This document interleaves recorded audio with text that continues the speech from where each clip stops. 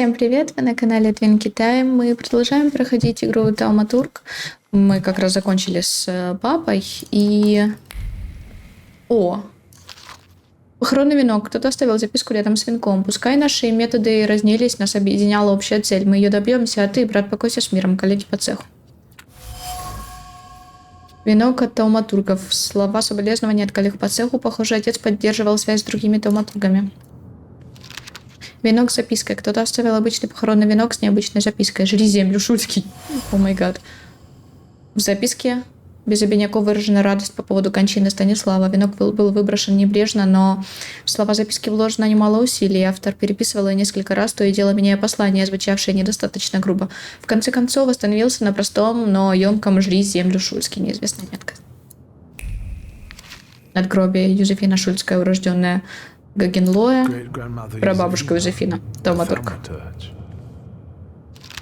Букет с карточкой. Перевязанный ленточкой букет и записка. Ты был мне ближе, чем я была готова признать. Теперь тебя нет, а в моем сердце скорбь. С.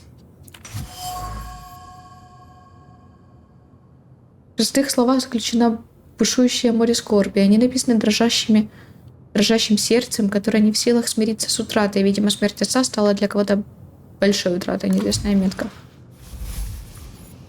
Похороны Станислава. Проститься с отцом пришло куда больше людей, чем я ожидала. Оказывается, у него были как друзья, которых глубоко потрясла его смерть, так и враги, которых она несказанно обрадовала. Как бы то ни было похоже, отец пробуждал исключительно бурные эмоции в тех, кого встречал на жизненном пути. А дай мне, пожалуйста, вот эти букеты. Букеты, карточки, в смысле текста. Нет, не текста. Где это должно быть? Не тут. Не здесь. Это,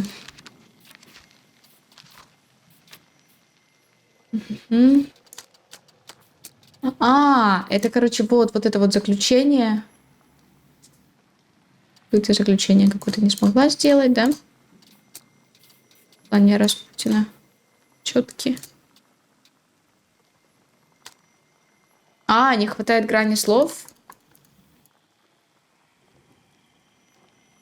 Почему не хватает? У меня же хватает. Это типа должно было... я не могу посмотреть, окей. Надгробие Никодим Шульский. Дедушка Никодим, тауматург. Я его почти не помню.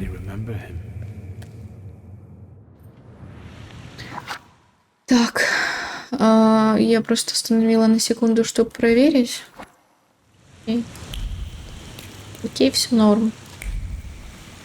Фамильное имение. Ну давай отправимся. Дайте пройти, пожалуйста. Че, походу, даже драк не предвидится или что? Невозможно. Можно идти. Сложнее всего было снять крышку с урны. Развеять прах было куда проще. Можешь и дальше поясничать, но я знаю, что тебе было нелегко. Рада, что ты приехал. Любовь на похоронах, Эрос постмортем. Неужели скорбящей барышне подобает заигрывать с холостяками? Констанция Шабловская, варшавский курьер. Можно задать вам парочку вопросов? Падальщица. Спасибо. А вы что скажете, сударь?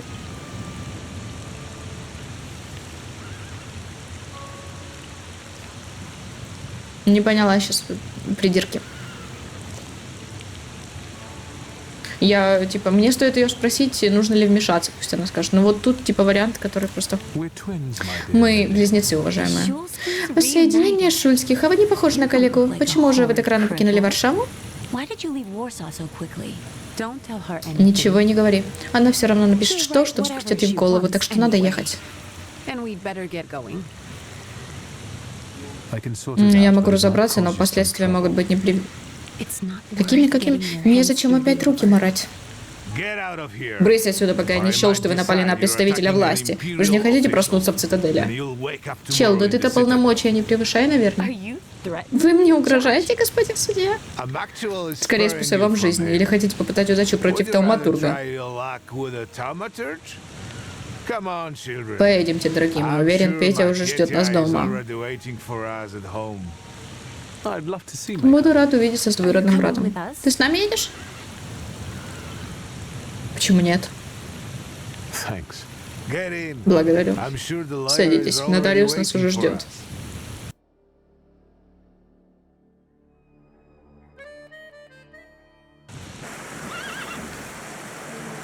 Быстрее, не то промокнем. Мы где сейчас? Северная... О, а тут мы еще не были, смотри-ка. Прикольно.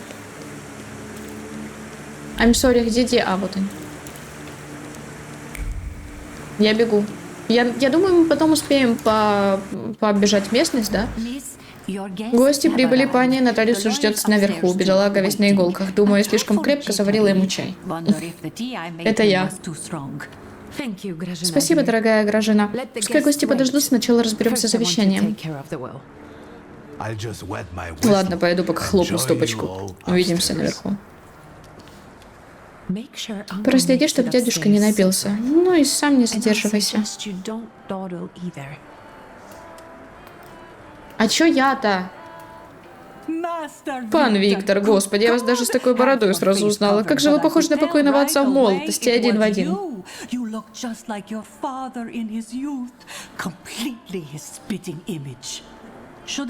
Сделать вам какао? Хоть согрейтесь немного.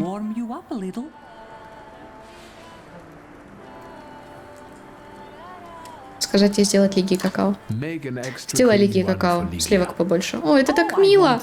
Конечно, ради нее сливок не пожалею. Ваша сестра с виду держится молодцом, на самом деле ей нелегко. О, это так мило. Как приятно вас снова видеть. Ну да ладно, довольно болтовни. Надо за гостями поухаживать, какао приготовлю, что-нибудь на ужин состряпать. Позже поговорим. Пока. Это реально очень милая такая маленькая деталь, что добавили возможность поухаживать за сестрой. Ну, типа, это мило просто. Это показывает, что ему не все равно, как по мне, на нее. И я довольна. Я довольна этим вариантом, мне он нравится. Потому что я, возможно, если бы у меня есть сестра, и если бы мы после такого события хренового пришли промокшие, усталые и недовольные жизнью, я бы тоже, скорее всего, сделала бы сначала ей что-нибудь перекусить, потому что, это мило. Потому что.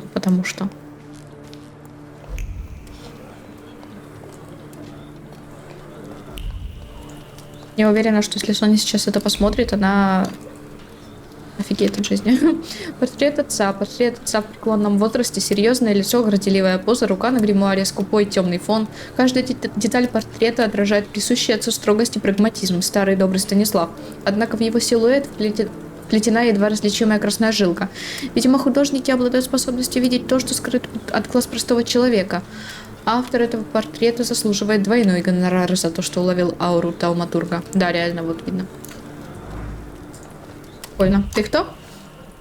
Между первой и второй перерывчик небольшой. Петя, прикол. Давайте сначала осмотрим здесь все. Варшавский курьер, вечерний выпуск. Вниманию читателя. Последнее известие о беспорядках, прервавших выступление его императорского величества Николая II. Едва его величество объявили о назначении Георгия Скалона новым генерал-губернатором Варшавы, из толпы раздались непристойные выкрики. Несмотря на усиленные меры безопасности, развязалась потасовка, которую, однако, незамедлительно пересекли стражи правопорядка. Несколько человек, включая двух подоспевших на помощь полицейских, получили ранения. За нарушение общественного порядка участия в потасовке было задержано в общей сложности 30 человек. Ого, много. О, ура! Я это с собой забрала? Прикольно. А что вкачать? Цена 2. Я, наверное, пока оставлю. Пускай пока сидит. Типа, мне оно не то чтобы сильно горит пока что, поэтому так. Давай поговорим с тобой. Так и быть. Не хочу в очередной раз сморозить глупость. Я уже сегодня кое-кого не узнал на улице. Мы знакомы? Ты выглядишь знакомым. Как иначе? Не, на этой вашей охоте на скворцов как-то... Чё? Видимо, воронины в памяти не отпечатываются. Я не знаю, я не помню, что он сказал, не поняла. Прости, что не узнала за охоту, прости. Как у тебя дела? Да так, сердечные проблемы, но не будем об этом сегодня. Прими соболезнования, брат, прости, что не пришел на похороны дяди Станислава. Терпеть не могу кладбища. Еще обязательно увидимся. До свидания. Ну, пока, поговорили. Вот и пообщались.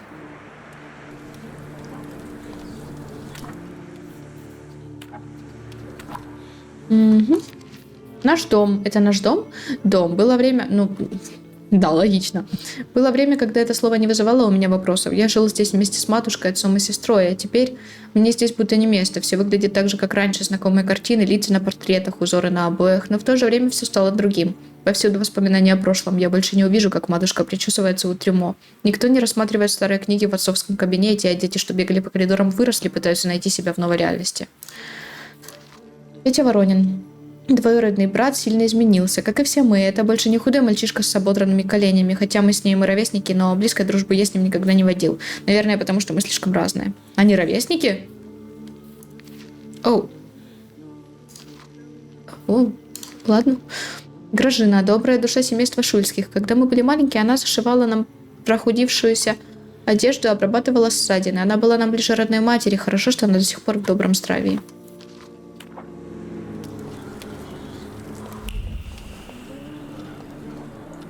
Подвал.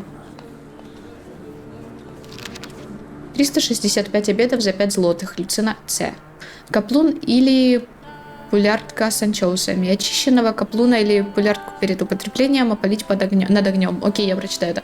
Потроха вынуть для употребления в суп, вымыть, посолить внутри, снаружи испечь в печи. Обсыпая мукой и поливая маслом. Когда будет дожариваться, нужно посыпать сверху сухарем и полить маслом, которое стекает на сковороду, вынуть из печи, положить вовнутрь ложку сарделевого или анчоусного масла или кусок масла с перцем. О, боже мой. Окей. Ты, не спивайся тут. Гражен рецепт ликера. Айвовый ликер с янтарем. Гарнит спелой, тщательно отобранной айвы пересыпать в бутыль на полчетверика. Окей. Залить слегка остывшим сиропом из 6 фунтов сахара и 2 гарнцев воды. Вложить 10 кусков янтарю, тщательно перемешать, влить в 1 лук... Ладно, окей, я не буду это читать, потому что осуждаю. Потому что это нам вообще не надо, понятно, вот почему. Хорошо, что ты пришел, я уже думал, одному придется напиваться. Мы столько всего для гостей приготовили, не можете определиться, господин судья? Был у Стасика один особый ликер, янтарный с айвой. Думаю, вы правы, ликер с янтарем, да? Если здесь нет, точно в погребе. Но я в эту тему сейчас не полезу, очень много дел. А я типа полезу, да? Я полезу. И я эти тоже не хочу тревожить. А что, Виктор, отыщешь бутылочку для любимого дядюшки? Ага. Полагаю, отказаться от такого задания нельзя. Молодец, не племянник, а сокровище. Ну, конечно, конечно. Да, я пошла. Вот погреб, я иду в погреб. Я забыла сверху потыскать, или не забыла? Портрет матери. В молодости. Она стоит гордо, облаченная в белое платье шелковым шарфом на оголенных плечах. По спине строятся длинные черные волосы, а она, проникновенно усмехаясь, бросает взгляд на зрителя. Открытые плечи, распущенные волосы, не такое я ее помню. Надя в образе юной непокорной девы верится с трудом. Столь шокирующее воплощение фантазии художника, отзвук ушедшей эпохи. Времени, когда в сердцах бурлили необузданные страсти, когда поэмы слагали под звуки бури, когда истории любви обязательно заканчивались трагедией и так далее и тому подобное. Неужели отец сам заказал такой портрет? Ну, прикольно нарисовано, а что нет? Пино Нуар из Орегона. Бутылка красного вина из Соединенных Штатов. Достать такую непросто. К этой бутылке прилипло оцепенение, вызванное чувством глубочайшего удивления, не позволявшего выдавить ни слова благодарности за столь уникальный дар. Несмотря на особую любовь к этому вину, все слова наглухо застряли в горле. Это обожаемый напиток, но нежеланный подарок. Метка Лидии. Савиньон де Бордо. Бутылка белого вина с юга Франции. Дорогой напиток, ценимый в высоких кругах. Вино играет нотками персиков, яблок и определенной убежденности в том, что отношения между двумя людьми стали принимать романтический оборот. Сей напиток – прерогатива аристократии, и он был подарен мужчине женщиной. Знакомая метка – загадочная женщина. Опача. Конечно, загадочные женщины приехали. Айвовый ликер с янтарем. Маленькая бутылка айвового ликера с янтарем – напиток для истинных ценителей. Бутылка источает сладкий аромат айвы, не менее сладкий аромат неподдельной радости от скорой встречи. Напиток сей призван собирать людей за одним столом и разбавлять горечь жизни. Это часть ритуала, которому с удовольствием предавались два старых приятеля. Явная метка Воронин. Каждая бутылка в погребе Шульских содержит исключительно достойный напиток. Дядюшка Воронин не побрезгует ни одной из них. Ага, окей.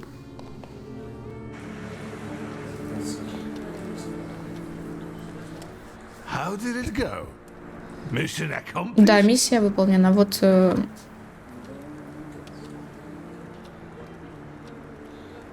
ликер. Полагаю, это он. Да, наша похоронная бутылочка. Мы со Стасиком любили пропустить бокальчик у него в кабинете после каждых похорон. В память об усопших. В последнее время мы с ним все чаще и чаще ходили на похороны. Чаще и чаще. А теперь и он меня оставил. Ну что, за легкую смерть, как Стасик говаривал, окей. Как он умер? А Лидия тебе не говорила? Я не успел спросить. Он не мучился, но я сейчас предпочитаю об этом не вспоминать, лучше уж запомни его живым.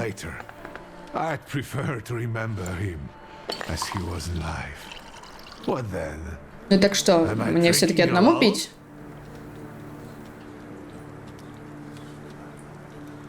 Поднять тост давай. Знакомые лица пропадают одно за другим. Стасика, до него и моя Елена. Скучаю по ней. По обоим скучаю.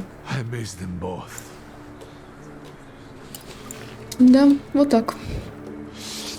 Что ж, задание выполнено. Пойдем слушать завещание. Я еще не закончила. Нет. Мне на похоронах встретился такой грустный еврейский мужичок по имени Мордехай Хаят. Знаешь такого, дядюшка? Он работал на Станислава, но очень давно. Больше о нем ничего не знаю. Ну что, пойдем слушать про наследство? Подожди. Прошу еще немного подождать. Ладно, не мешкай. Я иду осматривать остальную часть дома. Я не закончила. Ясно, что это такое? Выпить ликеру? Не, я не буду. Мне зачем? Мне куда ликеру? Мне не надо ликеру. Что? Зеленая площадь. Мне не надо сад. Давай в сад выйдем. Нет, давай сначала пройдем по дому. А потом в сад.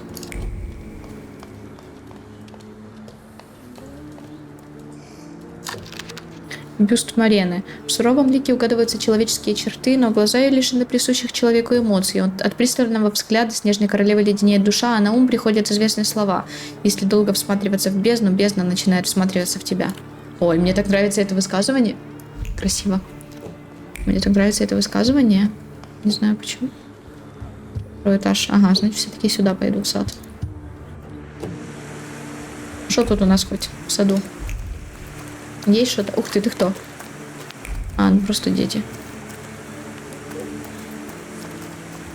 А, ну тут типа ничего, просто сад, да? Да. Реально. Ну ладно, значит пошли. Вроде как мы все осмотрели. Я могу еще... Интересное место. Почему? Почему это считается интересным местом? Ладно, давай выпьем. Вдруг мне ачивку дадут за то, что я еще раз выпила. Ликер — это, по сути, даже не алкоголь, просто настойка лекарственная, можно сказать. А раз уж жизнь — это самое распространенное смертельное заболевание, то ваше здоровье. Ух ты!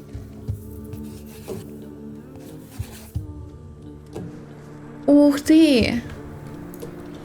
Не зря! Не зря! Прикольно. Это у меня типа теперь вот тут, да? Ага, прикольно. Прикольно. Хорош. Красиво рисуешь.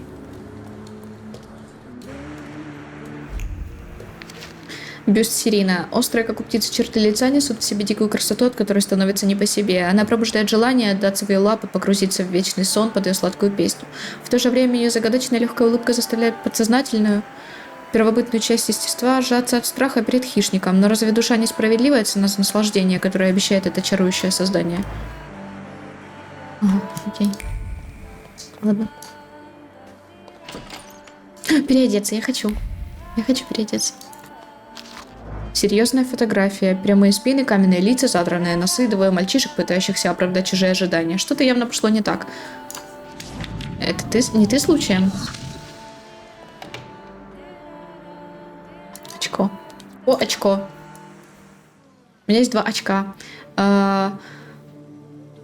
Повышает наносимый урон на 50. Это на себя.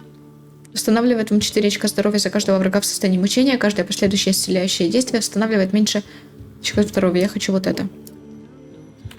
Я разбиваю, и это будет 2 второго уровня. Что? Вместо чего его поставить?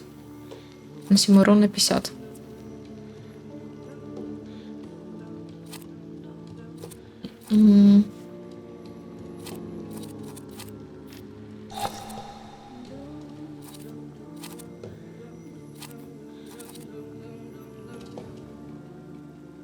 Подожди, посылает наносимый урон конкретно.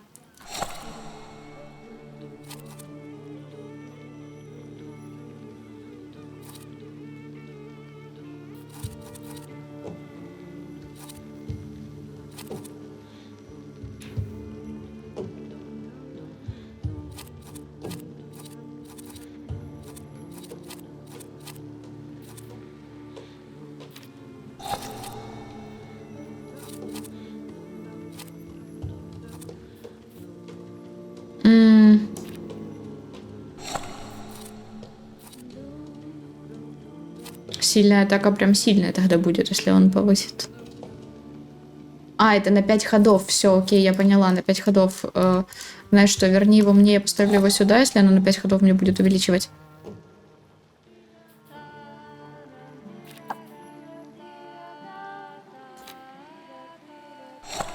Пусть пока так, а там посмотрим. Чтобы переодеться, воспользуйтесь гардеробом. Новую одежду можно приобрести у портного. У меня нет новой одежды. Я хочу новую одежду. Прикольно, прикольно. У меня нет одежды. А, подожди, или это у тебя новая одежда? Так нет, он просто без этого типа ходит сейчас. Нет у меня одежды, все вверх.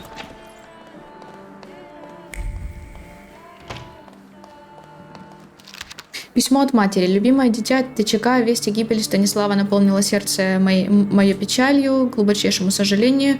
Я не могу присутствовать на похоронах. Парижские обязанности попросту не пускают меня в Варшаву. Однако сердцем и душой скорблю вместе с вами, мама. Парижские обязанности? Так ты это, значит, называешь? Так ты это. Впрочем, ничего другого я тебя не ждал. Так ты это, значит, называешь.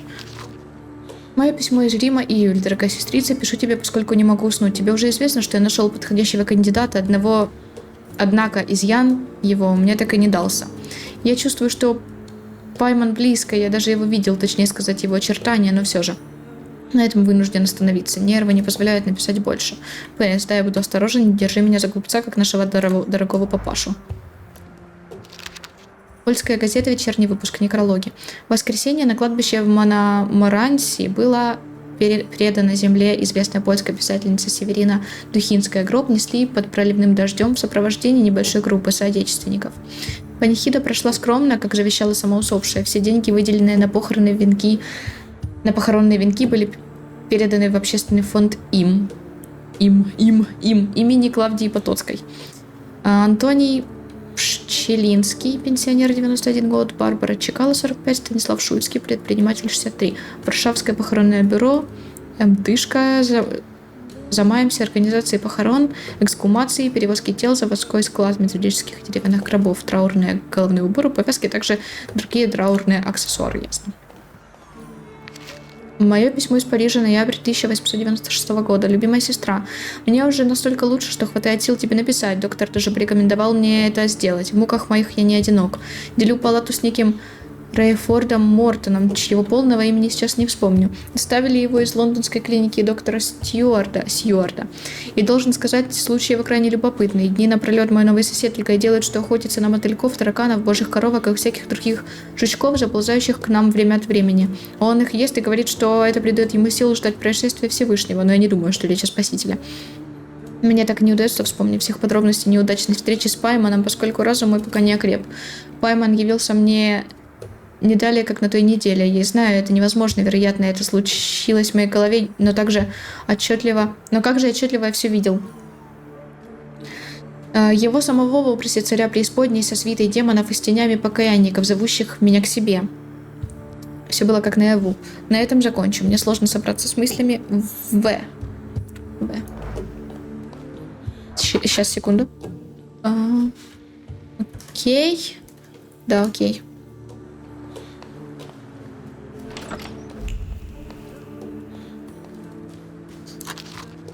Иерархия демонов. В сравнении с Гаэти и Кроули в ней написано на 3 демона меньше. Описано. Нет доказательств того, что все демоны это салютеры. Базин ложный след, Пусель ложный след. Антон заверяет, что починил себе Рабоса. Пустое бахвальство.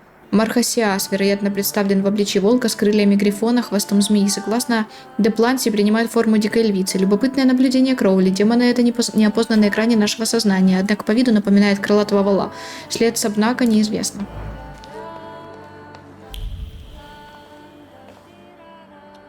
Нотариус. Ага, подожди секунду, я не дошла до тебя еще. Нотариус. Я еще тут хожу, смотрю, что тут. О, пойду смотрю. Почему осматривает его сверху? Портрет семьи Шульских. Наш семейный портрет. Я помню этот день, 1884 год. Нам с Лигией тогда было по 9. Она явно нервничала. Помню, как мать просила ее то не улыбаться, то не дергаться, то выпрямить спину. Сестра должна была брать с нее пример. Мать могла часами просидеть на одном месте, не шелохнувшись, как статуя. Я же, в свою очередь, стоял довольно-таки безразличной и раскрепощенной позе. Мне всегда было позволено больше, чем Лигии. Позади нас отец, глава семейства. Одна рука покровительственно лежит на спинке лежанки, как бы демонстрируя его власть. Другая держит гримуар, тот самый черный гримуар. За спиной отца тень, размытый силуэт, указывающий на присутствие кого-то еще. Валвериф. Вся семья в споре. Аля. Завещание Станислава. Опа. Моя последняя воля, писанная в году от Рождества Христова 1888 во имя Святой Троицы. Аминь. Перво и непреложно называть дочь мою Лигию исполнительницей сего завещания. Сразу по моей смерти завещаю провести перепись инвентаря, все движимое имущество мое выставить на публичные торги. Полученную таким образом сумму денег раздать на кладбище нищим. Извиняюсь, язык снова заплетается. Все, что имеет отношение к фамильному предприятию, вверяю в попечение моей дочери. Никаких инструкций ей не оставляю. Только прошу вести дела скромно, честно, не рискуя, подобно ее отцу. Другу моему Александру Воронину оставляю коллекцию мушкетов и 2 револьвера времен Восстания, когда впервые с ним встретились. Наконец, моему сыну Виктору передаю в пользование мой гримуар в надежде, что окажется ему полезен. Такова моя последняя воля, исполнить ее благочестиво, даже если видите в ней обузу. Окей, давайте теперь тогда это. Я готов, Виктор Станиславович. Нужно только, чтобы собрались все остальные. Можно начинать читать завещание отца. Да, давай. Раньше начнем, раньше закончим. Я готова.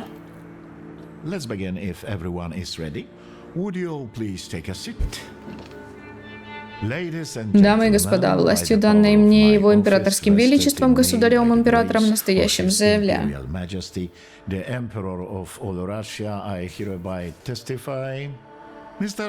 Завещание господина Шульского было подготовлено несколько лет тому назад в присутствии господина Зацлава Федорова, то есть меня.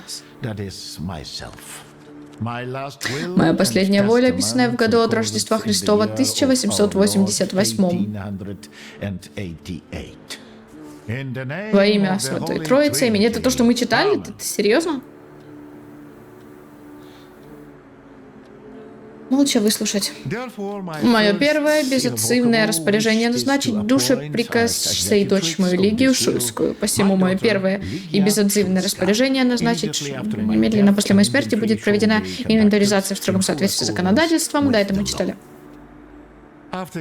Все движимое имущество мы выставить на публичные торги. Мы это только что буквально прочитали. Полученное таким образом годовщину раздать нищим.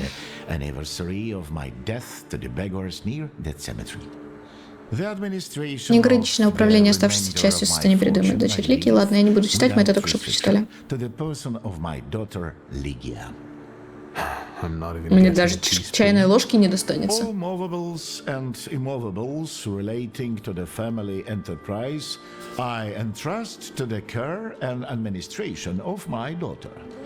I do not prescribe a method of administering them. I merely offer her one piece of advice. I wish that the business should be conducted with modesty, prudence, and honesty, as I have conducted it my whole life. A joker to the Даже с того света шутки шутит. To my brother-in-law and oldest friend, Alexander Voronin, I wish to leave the following. My collection of muskets and 2 revolvers dating to the uprising in memory of our first meeting. Стасик, будет чем заняться на пенсии.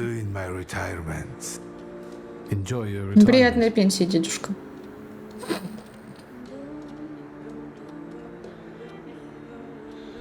Скажите-ка, господин Федоров, что отец оставил моей матушке? Виктор, прекрати. Ничего. Вот тут есть особый раздел, в котором сказано «ничего не завещать». Офигеть. Бывшей супруги Надежде Федоровне Ворониной. Давай дождемся.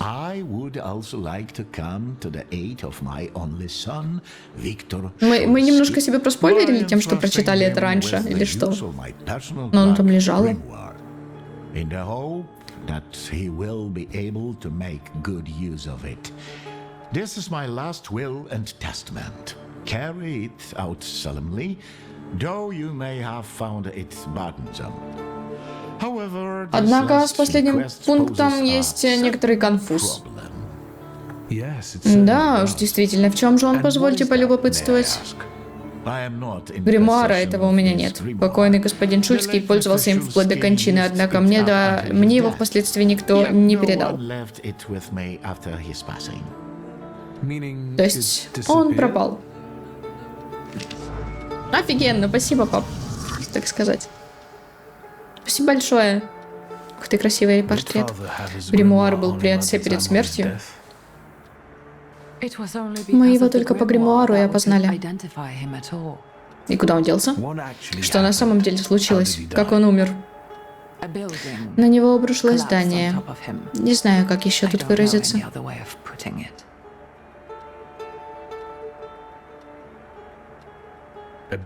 Получается, он погиб под завалами обрушившегося дома, но как? Как это произошло?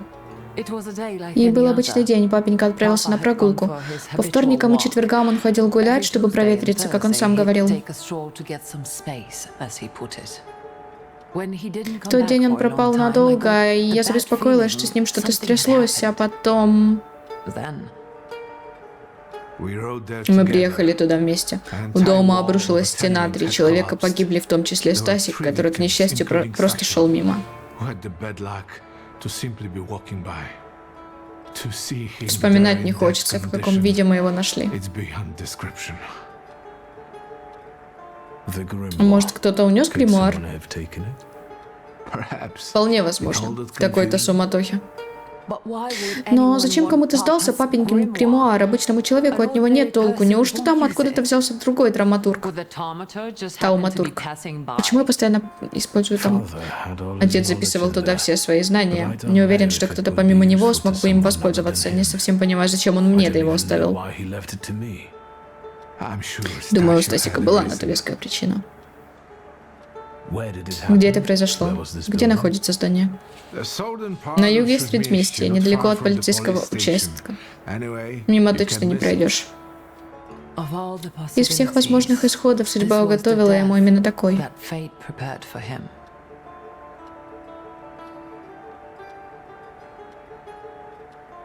Омг.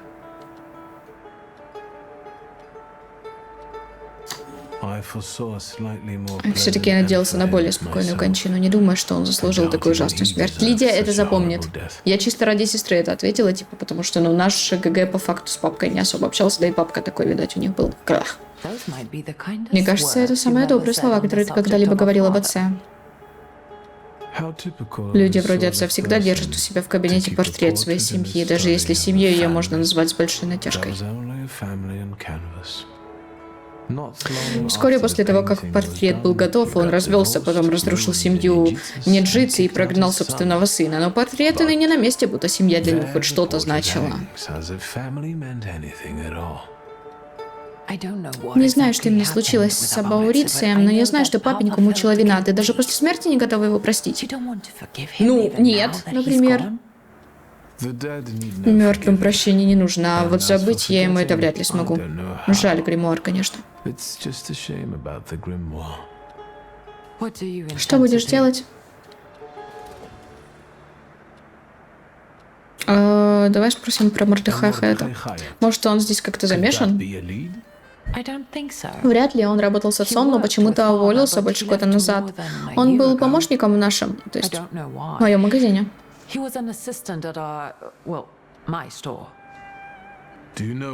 Не подскажешь, где его можно найти? К сожалению, нет. Есть еще какие-нибудь соображения? Отец, похоже, водил знакомство с неким Иваном Конечкиным. Слышал что-нибудь о таком? Слышала. Конечкин? Не припоминаю. К папеньке в магазин много кто захаживал, но это не значит, что все что-то знают про гримуар. О боже. Наверное, задача тебе предстоит не из простых. Где сейчас отцовские вещи?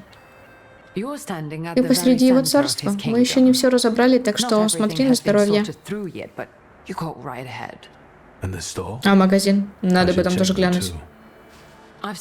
Я начала там переучет, чтобы немного отвлечься, так что пока не закончу, лучше туда не ходи. Как пожелаешь. Думаю, ответы нужно искать на месте происшествия. С твоим даром ты увидишь там больше, чем я, дядюшка и любой частный сыщик. Наводка неплохая, но и единственная ли?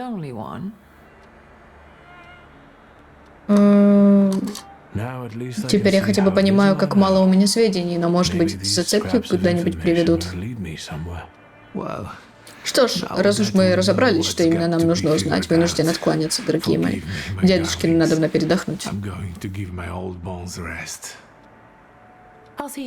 Я тебя провожу.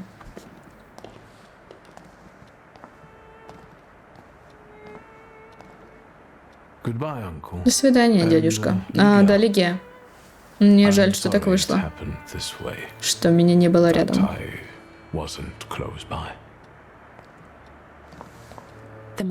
Главное, что ты все-таки приехал.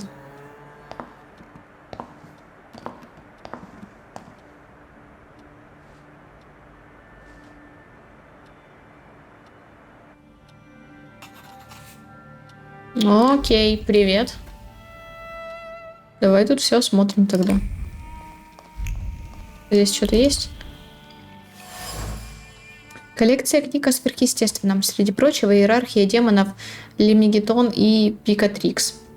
Гримуары оккультистов прошлого пропитаны отцовским любопытством. На полях потертых страниц не осталось пустого места. Отец расширял собственные горизонты, погружаясь в тайны демонологии. И в такие моменты его сердце билось быстрее. Оу. О май. Демонология, значит. Что, тут ничего не будет? Что, реально нет ничего? Ну ладно.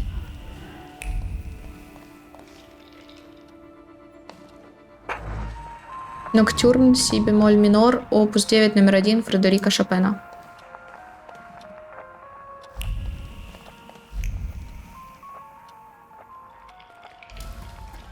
Что-то упало? Ритуальная маска. Деревянная маска, изображающая салютра Шурале. Демонический лик облачен в надежду, которая привязалась к нему первой, и в удовлетворение, которое пришло после. Видимо, у отца были планы, связанные с Шурале, и он впоследствии воплотил их в жизнь. Что такое Шурале? Шураль? Я не знаю, что это. I don't know. Саквояж. Кожаный саквояж, повидавший не один уголок мира. На дне саквояжа осели песчинки африканских пустынь времен отцовского путешествия. Он смиренно ждал, пока отец строит планы новых экспедиций по неизведанным частям материального мира в поисках того, что скрывает завесу реальности. Явная метка Станислав. Ну, логично, в принципе. Книги о древних культурах. Отец... Книги в твердых кожаных переплетах, нашпигованные закладками. Отец скорпел над пожелтевшими страницами, снова и снова перечитывал знакомые слова, пытаясь извлечь из них новый смысл. Захлопывая том за томом, твердил как мантру слова о самоотдаче и готовности жертвовать. Что все это значило? Не знаю, что-то странное. Письмо. Сердце человека дороже всех богатств материального мира. Сегодня ночью, сэр.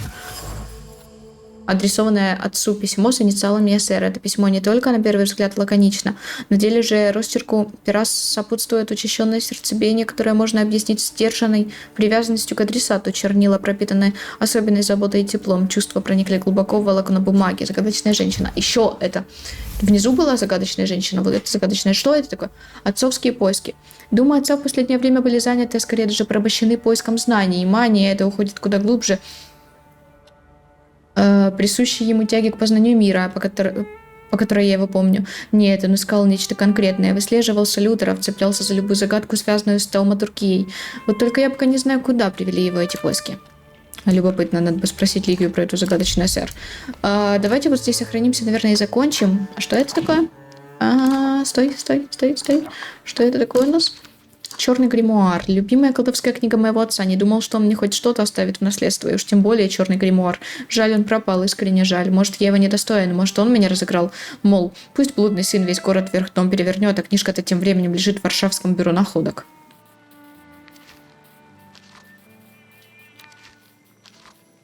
Валвериф. Валвериф – первый салютер моего отца, вероятно, не единственный. Они были идеальной парой. Древний идол, который упоминается в книге судей Израилевых, скрытный по природе хранитель флоры, повелитель насекомых, которые помогают ему защищать людей от болезней. Если верить Гаэти, Валвериф принадлежит к кругу великих демонов. Прямо как папенька. Его привлекают изъяны, связанные с гранью сердца, как и упыря. Это гордыня, богохульство и сварливость, а также последовательность, упорство и честолюбие. Валвериф пропал после гибели отца, вот только куда? Мы не знаем, куда уходят салютеры после смерти тауматурга. Возможно, они снова становятся дикими, раз уж связь с хозяином разорвана. Но вместе с ней теряется и изъян, так что вполне возможно, что салютеры просто исчезают. Шурале. Лживое лесное создание из татарских легенд. Она принимает разные обличия, уводит людей с верного пути. А еще у нее довольно жестокое чувство юмора. Может, отец охотился на этого салютера? Она мне немножко напомнила Карку из Baldur's Gate. У меня... Извините, ладно, окей, давайте на этом закончим тогда. Получается, спасибо вам, Винчата, за просмотры. Не забудьте подписаться на канал, на Инстаграм, на Twitch. Также ставьте лайки, оставляйте комментарии, кликайте на колокольчик. Всем отличного настроения и до встречи в следующих видео.